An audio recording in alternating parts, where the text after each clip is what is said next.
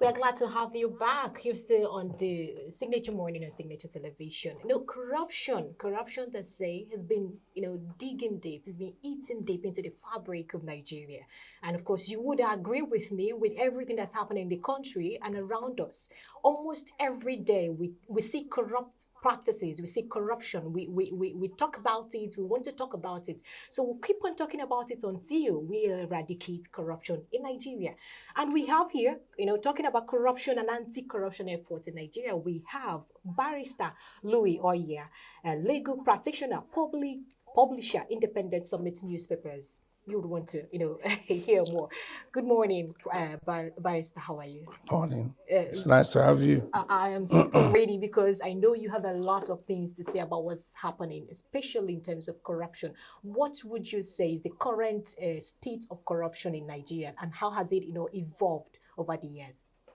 Well, I am not the only person, with due respect, who has a lot of things or complaints about corruption in Nigeria. In fact, one of my friends says the other time that Nigeria is a weeping nation, that it should be known as a weeping nation. And the citizens are overwhelmingly weeping. So corruption is that endemic problem that makes everybody who is reasonable to weep. The pattern now is that even when we talk about corruption, the leadership does not seem to, even reckon with what we are saying. They are not disturbed. They are not perturbed. So corruption before it used to be within the civil service strata. So when you see somebody is a civil servant at any level, he is charged to a magistrate court for taking bribe or something. But nowadays, no, it's a routine thing now. It's open. From the high and the mighty, otherwise, why should we still have National Assembly? What are they doing? I used to ask this question, what are they doing? The other time, one senator was saying 14 million naira was too small. 14 million naira. If you give me 14 million naira dash, just like they take it like that, I will depose to an affidavit that I will never be poor till I die. If I become poor, the money I should pay back. Because 14 million naira in Nigeria today is a huge sum of money. He used to be, in the last 10 years or 20 years, he used to have a local government that 40 million naira will be his budget. But today, a senator pockets 40 million. He says, from where? How did he get it? These are corruption, corrupt practices from everywhere. Now, there's no place. You go to any institution, tell me which one that you don't have corruption. Is it even among churches and the imams? I mean, the imams and the pastors and whatever. Corruption is everywhere. So it's not something, I am saying that Nigerians should stop talking about anything. Let them take action. All right. Barrister, according to statistics, in 2012, Nigeria was estimated to have lost over $400 billion to corruption, beg your pardon, since its independence. I mean, that's a whole lot of money, $400 billion.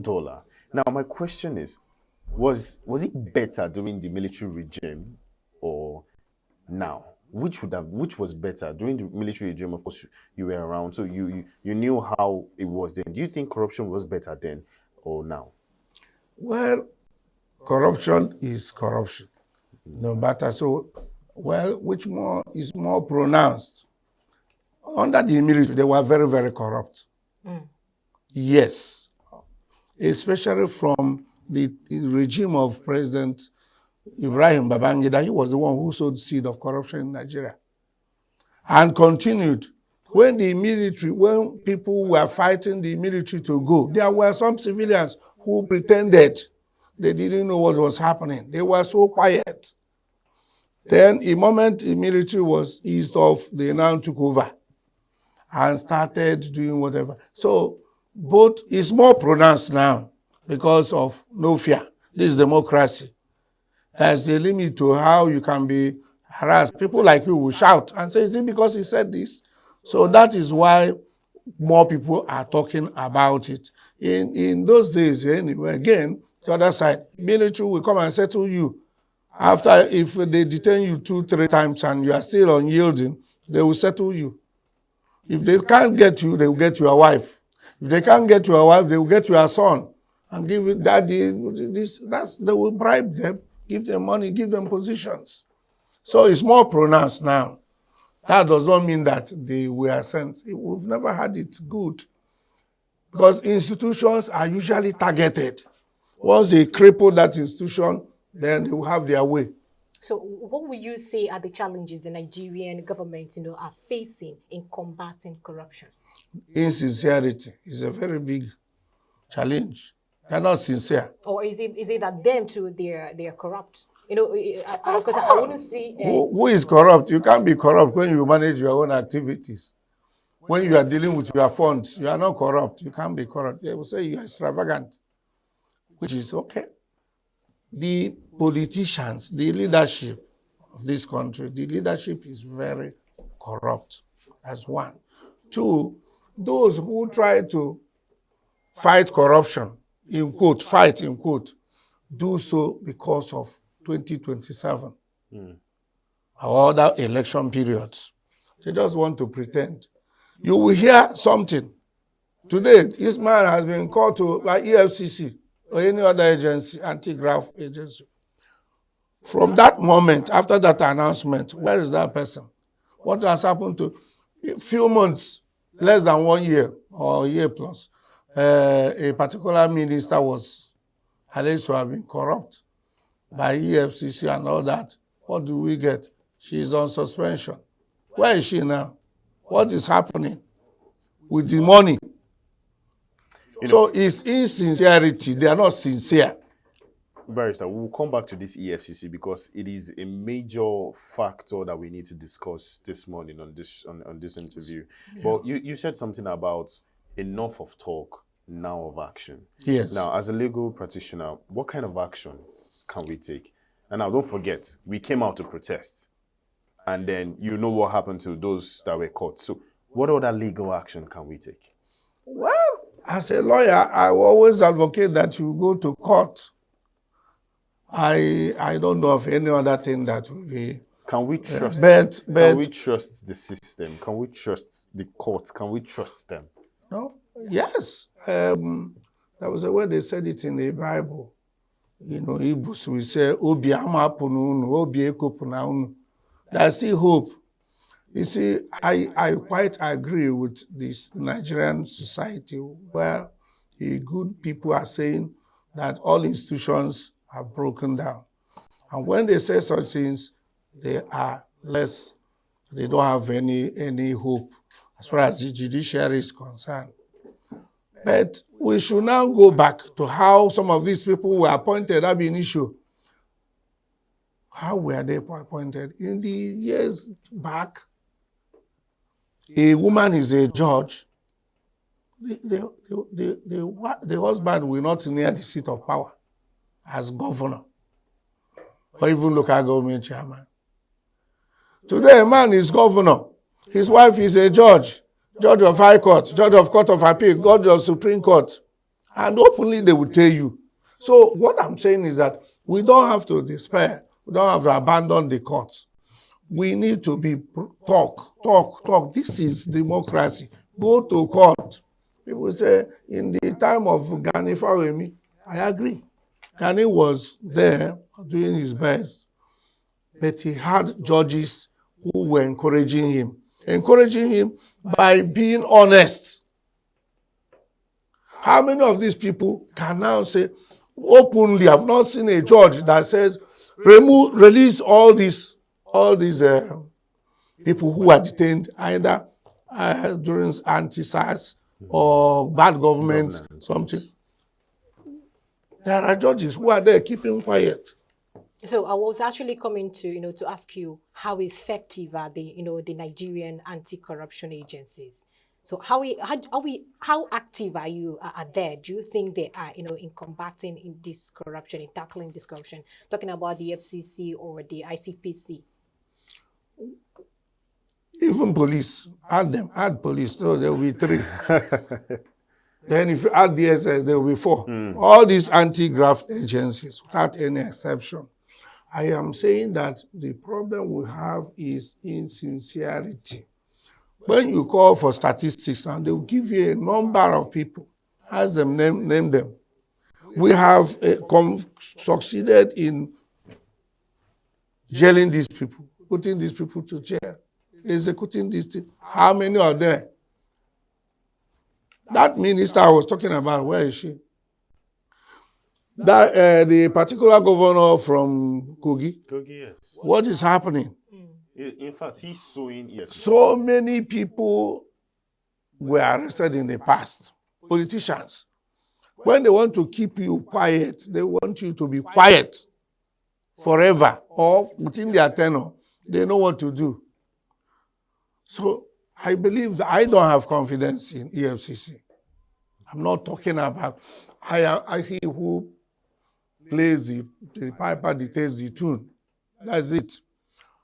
There was a lot of hula baloo, a lot of noise when this present chairman, I've never had any cause to do with, I don't even know him. So I am talking based on my own view. This is my opinion. When the man was to be cleared by Senate, what did they do? Ordinarily, in advanced countries, people who know themselves, who love their country over and above everything, including themselves, they love the country more than themselves. Senate would have put a query. Whoever has anything about this person, please come present it. So many people would have flooded that place with so much, petitions. Even when the other man, CBN, a lot of these appointments made, especially by Tinubu.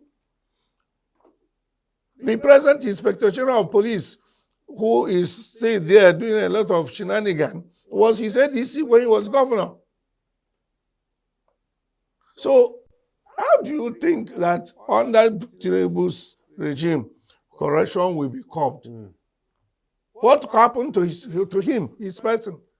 How many corrupt charges have been levied against him? Has any of them been tried? All these things. What they do is that when you are strong, they will give you a clean slate and say, no court, they will go and get it, no court shall try you again in respect of this. So the court has spoken. EFCC will pretend they have gone on appeal. They will keep it there. There's something you said about EFCC, being illegal. I don't know. Okay. Why do you think they are illegal? No, I didn't say they were. No. Yeah, on the newspaper headlines, yes, we saw that a lot of states are saying that EFCC should be declared legal. The federal government is telling the Supreme Court to take away that suit from saying that EFCC is legal. What do you think about that? Well, the legality or otherwise of EFCC has not been challenged before now, to my knowledge. So I respect Sabokaba very, very well. I think I will give him the credit. People like himself and Kani made some people like us to branch from journalism to law because of the way they were trying to help Nigerian nation. He has repeatedly said EFCC is unconstitutional. They have not, the thing has not been tested. Though EFCC has been variously lampooned by various courts. But the issue was not with the jurisdiction or otherwise. It has always been with their conduct. So there are two different things. When you say this person's conduct is very bad, you're talking about him as a person. His conduct is bad. When we're talking about the institution that he's sitting on top, then it has not been challenged as to EFCC. That is why we're here. Declare EFCC unconstitutional, illegal. Then that is what is before the court now. That is what is before. I learned that 16 or so governors 19. or 19 Yes. went to court and said, Supreme Court, oh yeah, this institution is illegal. Now, And before then you some continue, states had to withdraw. yes, but this is where I want. 19 states are Yes. going to say that this system is illegal. The federal government is telling the Supreme Court. Now, this comes back to the question where I said, can we trust the system, the judiciary? Can we trust them? Why would the federal government tell the Supreme Court to throw away that suit that has been laid by 19 governors, even though a few of them have dropped? Why? Well, litigation is not like election, where we talk about majority of voters carrying the day. Litigation is issue of rights. A state, there have been so many authorities on that, where a state government went to court. And at best, the federal government had to ask for settlement out of court. The case of when Rivers State government went to court on VAT, the federal government was rattled. Under Wike, federal government was rattled because he knows that government may likely say something. So even if they are the 35 states and Abuja decide to say, no, it's not illegal, one state can win them. One state in a decent society. Okay, fine. Let's assume One that one state will state do can win. so. My own major question is, why is the federal government interfering with this? I don't think it's interference in the real sense of it. Why I'm saying so is that you said I am bad, and I said my father says no, it's good. We listen to them. Federal government, if federal government comes clean through the Attorney General Yes. to say it's not illegal, let them present it before the court. And that's what they want to do. But now the federal government is saying that, okay, no, let me look for the newspaper headline that says it. That it said, okay, no, remove the suit against them. Just give me. Supreme Court. Blueprint. Thank you very much. Okay, not blueprint. Okay, Daily Independent. Supreme Court reverses ruling in 19 states suits challenging EFCC legality. Reverses it by That's saying the rule, yeah. That, okay, this suit, we're no more drop. The suit is no more going on. Yes. We are withdrawing it. If the court, if somebody applies, Yes. we don't want to withdraw our case, so court will allow it to go. Once the plaintiff says we are withdrawing, they can withdraw it. Yes. No, I Also found on it. the I found nation, it. also on the nation. Yes. Yeah. Dismissed 19 state case against EFCC. Federal AGL is still Supreme Court also. Again, on Vanguard, federal government asks Supreme Court to dismiss suit seeking to declare EFCC illegal. Federal government is not Supreme Court. It's a matter of I brought his suit, and you tell him, the court, dismiss it. It's a meddlesome interloper. The court has not said anything. Okay, so The we wait mere for the fact court. that they said, I was there now. Sometimes when you compete between PR, you compete with commercial, Yes. you compete with the news aspect. So you come in between. That is a good story. Federal government asks Supreme Court to dismiss. It has not said Supreme Court has dismissed it. The AGF is working now. AGF says, no, this, for any reason, they are entitled to that. If we have a judiciary, we won't be waking. Nobody will be disturbed. The problem is that we don't have judiciary that you can say they will do the best. They will be on their own. If a judge says, based on the facts before me, I hereby say this. If you look at the facts, you will agree with him. Say, based on what is before me. But when a court does not even attend to what you are saying, begins to lambast the defendant, as they normally do in election petitions, You see a very stiff argument between justices of the Supreme Court, Court of Appeal, and the petitioners, as if to say they are now counsel for. At the end of the day, you don't even know what they have said. So why I'm saying is that the AGF, Attorney General of the Federation, has said dismiss. That is what he filed as a reaction, response to, and we normally say in law that it is a PO, preliminary objection. That must be what they brought. Preliminary objection saying, no, don't listen to them. Now, court will now look at it and say, respond. They have issues. I don't agree. Respond to what they have said. Okay. I want to also understand, why do you think some high-profile corruption cases, such as that, the one involving Yahaya Bello, why does it, trigger more? Why does it drag on without, reconciliation? Well, I think the EFCC, Yahaya Bello, they are in a better position to answer this question. Even the federal government is in a better position. Because if there is no federal government, pretending, we're not interested, but inside they are interested, we won't be having this problem. Why should a governor, ex-governor, who is being asked to come and answer for his conduct while he was in office, go and stay in the same government house? Is government not one? This is one. Kogi State government, is it not one? Kogi State government is one. Why should the governor, instead of saying, go and answer, so I see if I can collect that money and use it for the state, why should we abhor him? Because of one thing, he sponsored him, he rigged the election for him, he put him in place.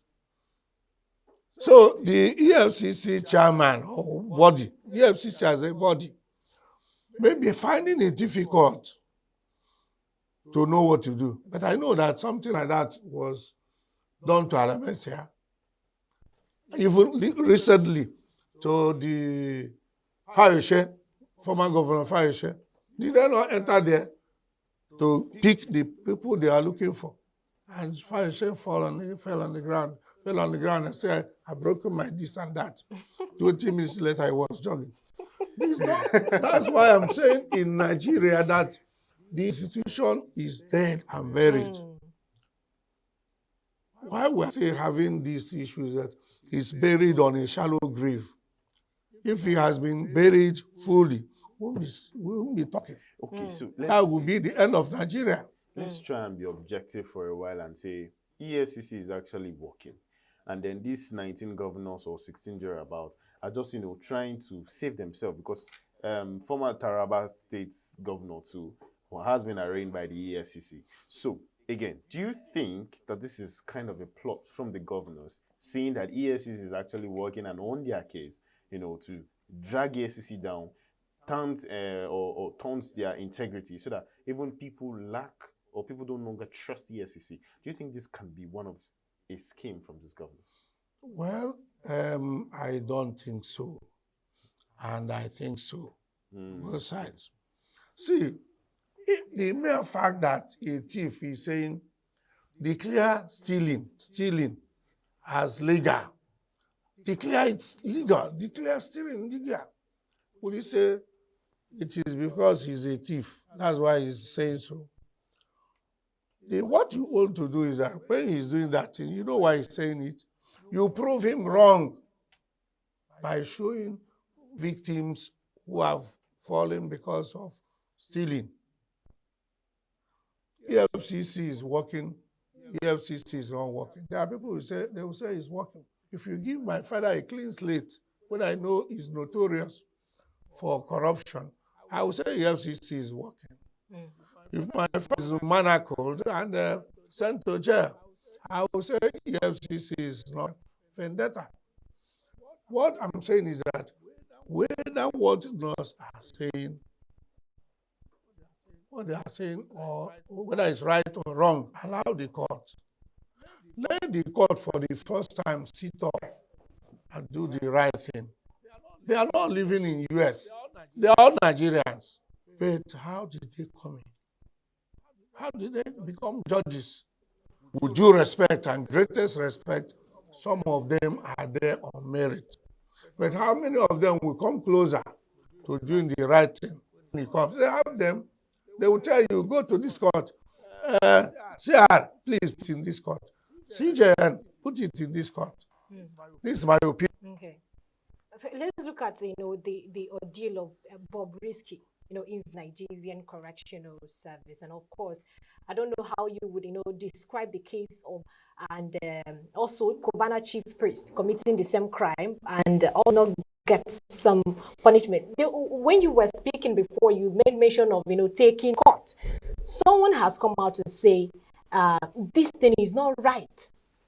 He has come out to talk about it. He has come out to, and now he's being faced with a lot. Courts and everything. Even EFCC is defending themselves. And now from this morning, they took, EFCC was saying that Bob Reed kept in a female cell and a lot of other things. I would want you to know your own thoughts. How would you describe that case, of these people, and they are always getting away with that? You see, before I answer that question, I will now tell you that is not Nigerian. We have so much problem that overwhelming to all of us at the same time. Though, as you cited, Bob and his cliques, they are all confederates. It's when they disagree, they will now, Nigerian government want to use them to show we are working. Otherwise, I think they are trying to distract us. But as it may, I always believe that when you are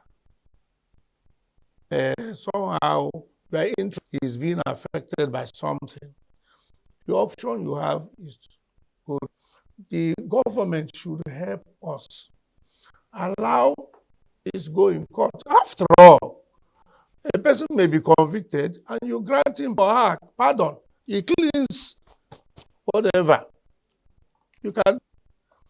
Why not allow this matter to fully roll out? What I'm saying is that this man was jailed, he didn't spend more than a given period In jail.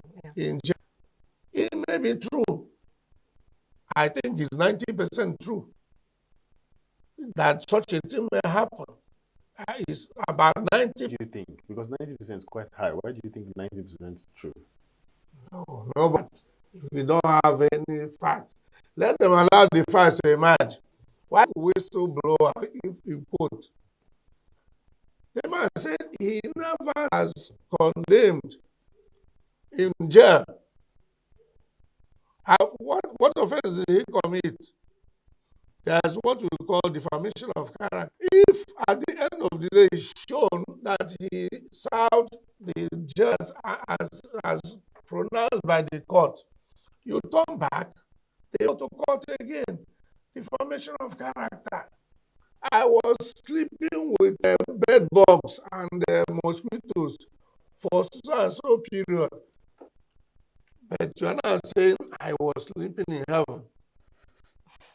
But and you claim millions.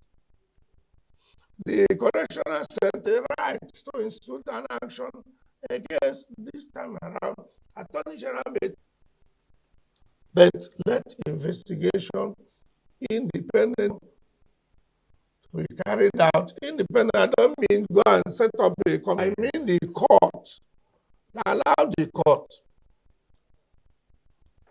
Just wondering, does that mean that the elite now, they are immune to persecution, immune to conviction? They are not. If they were, the Constitution would have said that.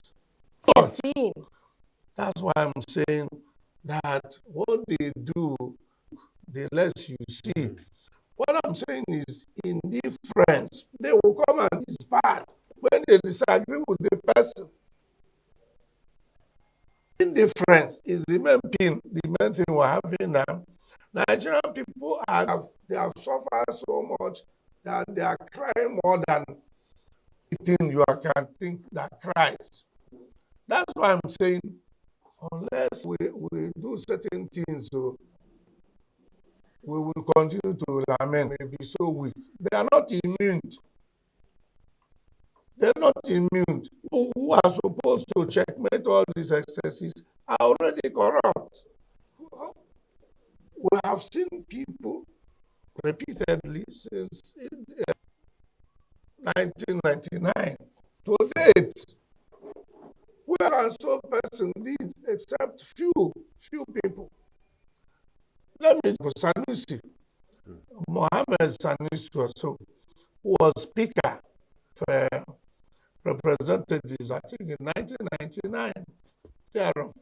He said he has a forged certificate and he was office disgraced. This one senator who was very audible was something, that was a name they called him, forgetting his name. He ran away. I think he was in the House of Reps too. Flies. But there are people they will get who have arrested him. Exactly. Tomorrow, you know him. My question What has happened to this? And again, that's where my friends and colleagues in the media are sometimes not should go beyond discovering this thing. Follow the story. We were told about Minister Betaidu and all this. Investigative journalists are still there. But everybody will, so that you pursue it. Because when you write your will, you pursue it. The world will hear it. And nobody wants to go. If he goes to his village now, politician, the matter will be, they will dust the fire. He's being arraigned tomorrow.